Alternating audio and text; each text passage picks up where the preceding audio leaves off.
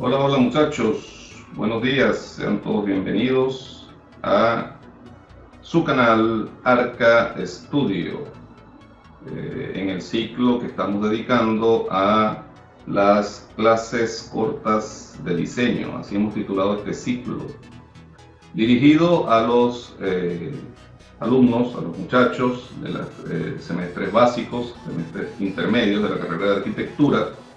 Les habla su profesor William Quilarque y no quiero comenzar la conversación de hoy sin recomendar que se suscriban al canal, que dejen algún comentario, le den un like y lo recomienden como apoyo a estas actividades, estas clases cortas que estamos desarrollando para ustedes.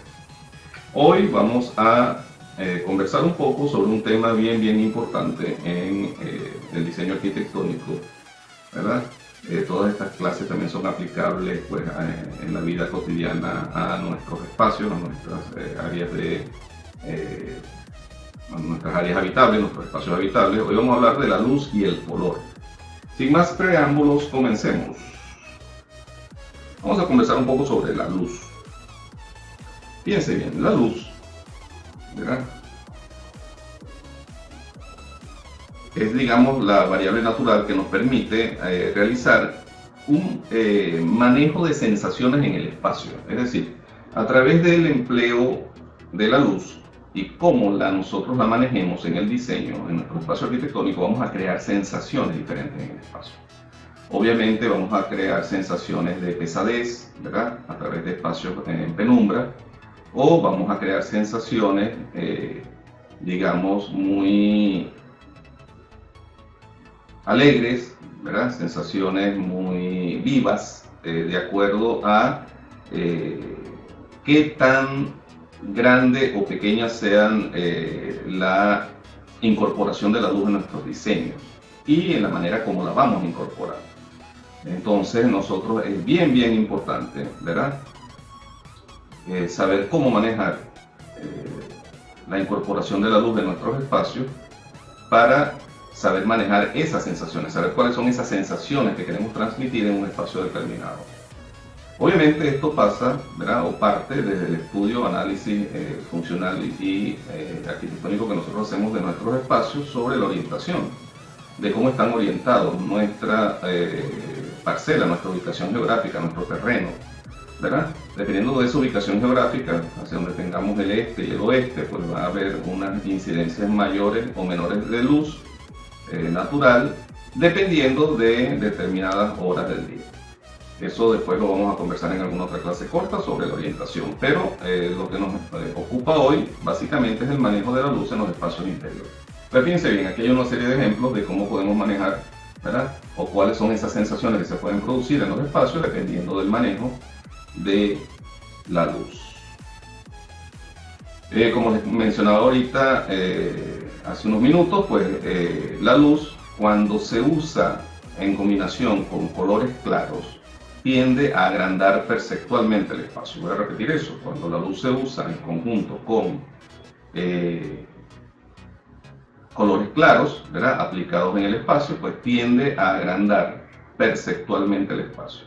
El espacio tiene unas dimensiones determinables o determinadas. Ese espacio, la percepción de ese espacio tiende a ser un poco más amplia cuando lo iluminamos totalmente, ¿verdad? Y conjuntamente utilizamos los colores claros. Acá podemos ver varios ejemplos de cómo se puede percibir un espacio que es más abierto, más claro, más iluminado, ¿verdad?, más lleno de vida, más alegre, que el anterior ejemplo que les mostré al principio de los espacios un poco más oscuros. ¿Cómo se logra el manejo de esas sensaciones? Obviamente lo vamos a lograr, ¿verdad?, a través de la disposición de los vanos. Los vanos no es otra cosa que las ventanas. Entonces nosotros tenemos primero que entender que tenemos 4 formas de manejar la disposición de vanos o ventanas, ¿verdad? Estas pueden ser ubicadas verticalmente, pueden ser ubicadas horizontalmente, pueden ser ubicadas de manera cenital, es decir, de abajo hacia arriba la abertura y de donde penetre la iluminación desde el punto inferior, y pueden ser, podemos direccionarlas o manejarlas de manera puntual.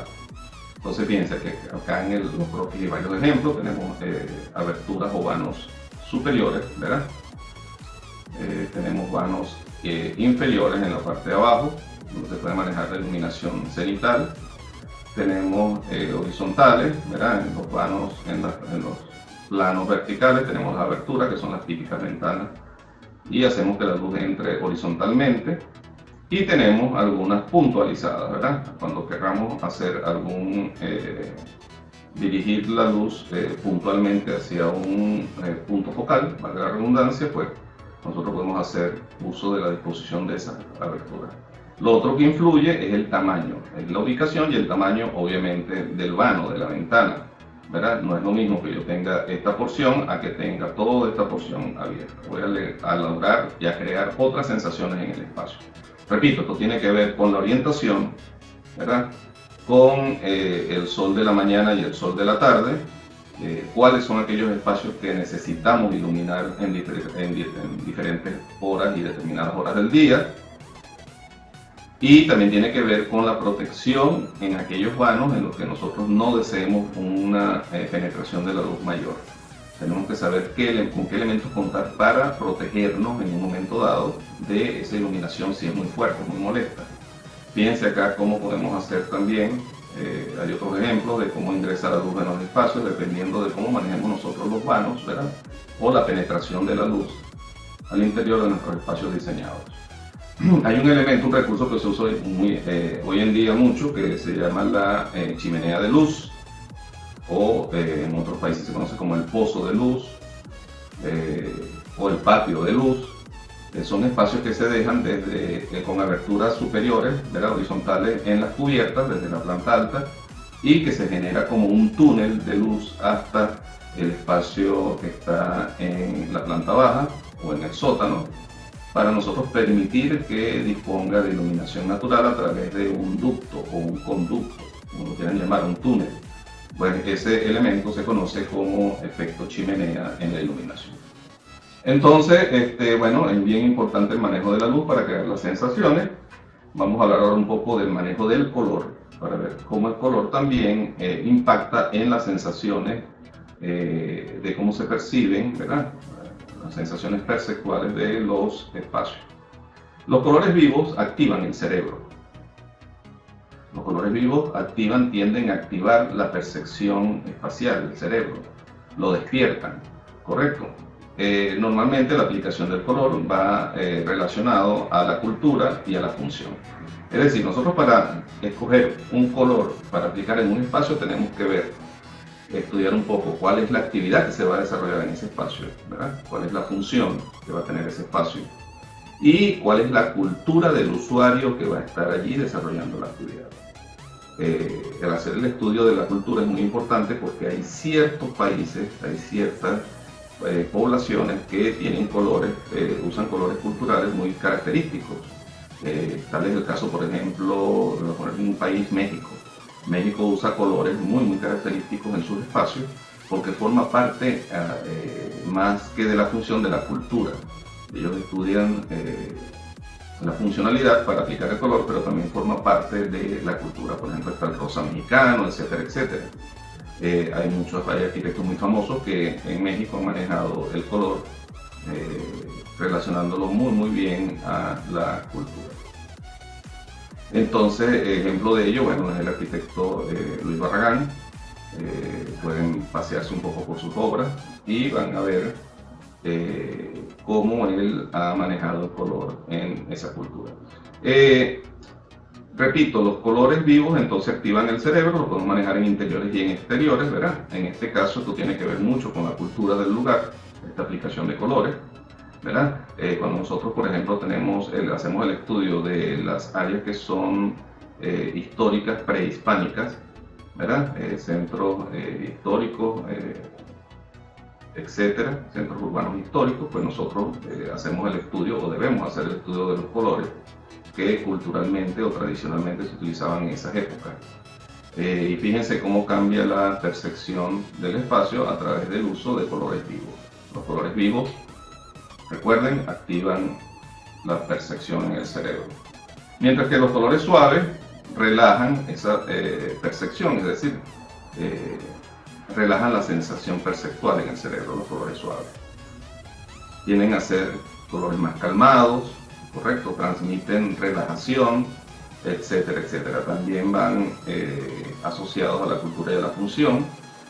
Cuando lo asociamos a la función y hacemos el estudio, pues no es lo mismo, voy a poner un ejemplo rápido, no es lo mismo pintar un cuarto interior de una habitación de recuperación en un centro hospitalario de color naranja fosforescente, ¿verdad?, que pintarlo de un rosa pastel, por ejemplo. Eso va a crear un impacto, esos dos colores crean impactos diferentes en el paciente que se está recuperando.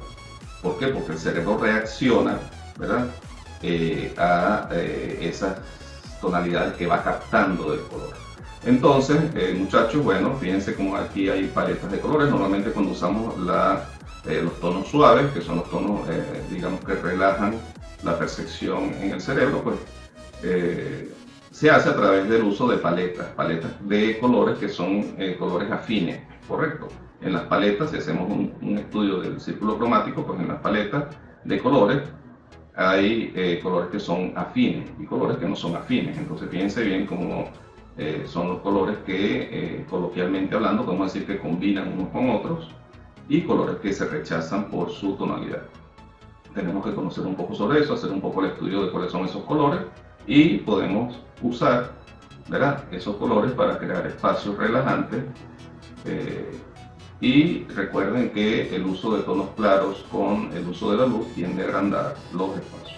Si quieren ampliar un poco más esta clase de la luz y el color, pueden consultar la psicología del color en la arquitectura y van a obtener más información sobre esta tips de diseño que les estoy dejando.